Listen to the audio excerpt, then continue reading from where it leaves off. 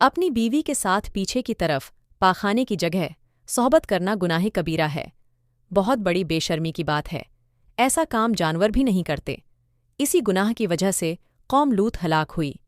نبی کریم کا ارشاد مبارک ہے کہ وہ شخص لعنتی ہے جو اپنی بیوی سے پیچھے کی طرف جمع کرے۔ رواہ ابو داؤد، احمد۔ حیض، عورت کو ماہواری کا خون آنا، اور نفاس، ولادت کا خون کی حالت میں بیوی کے ساتھ جمع کرنا حرام ہے، اس لیے کہ حیض کے معنی پلیدی یا زخم کے ہیں۔ ان دنوں میں حائضہ عورت رحم کا ناپاک خون گراتی ہے جس سے درد اور تکلیف بھی ہوتی ہے۔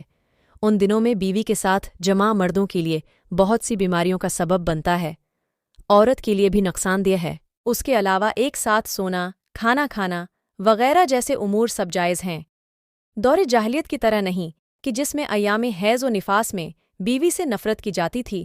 حضرت ابو سعید خدری رضی اللہ تعالی عنہ سے روایت ہے کہ رسول اللہ نے فرمایا کہ قیامت کے دن اللہ کے نزدیک وہ شخص بدترین درجے میں ہوگا جو بیوی سے جمع کرنے کے بعد اس کا راز فاشا کرے۔ رواہ مسلم۔